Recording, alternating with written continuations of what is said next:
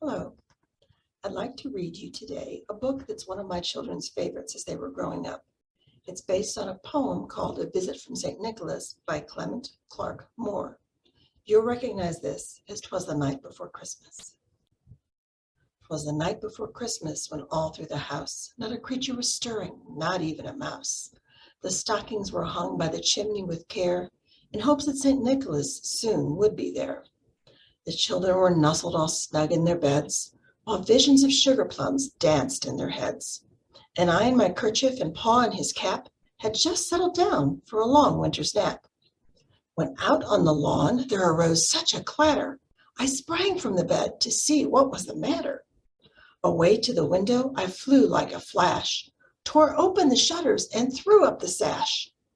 The moon on the breast of the new-fallen snow gave the luster of midday to objects below, when what to my wondering eyes should appear but a miniature sleigh and 8 tiny reindeer. With a little old driver so lively and quick, I knew in a moment it must be St. Nick.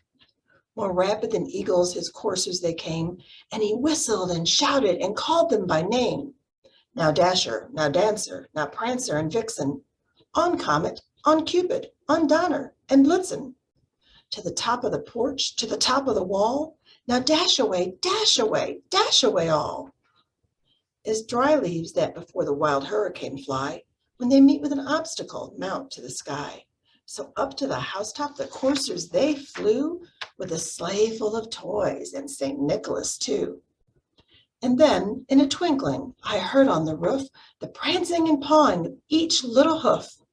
As I drew in my hand and was turning around, down the chimney St. Nicholas came with a bound. He was dressed all in fur from his head to his foot, and his clothes were all tarnished with ashes and soot. A bundle of toys he had flung on his back, and he looked like a peddler just opening his pack. His eyes, how they twinkled, his dimples, how merry. His cheeks were like roses, his nose like a cherry. His droll little mouth was drawn up like a bow, and the beard of his chin was white as the snow. The stump of a pipe he held tight in his teeth, and the smoke had encircled his head like a wreath.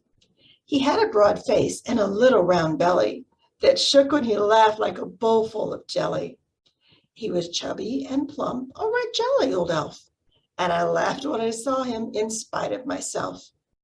A wink of his eye and a twist of his head soon gave me to know I had nothing to dread. He spoke not a word, but went straight to his work, and filled all the stockings, then turned with a jerk, and laying his finger aside of his nose, and giving a nod, up the chimney he rose. He sprang to his sleigh, to his team gave a whistle, and away they all flew like the down on a thistle. And I heard him exclaim, ere he drove out of sight, "Happy Christmas to all, and to all a good night." Thank you. Have a wonderful holiday.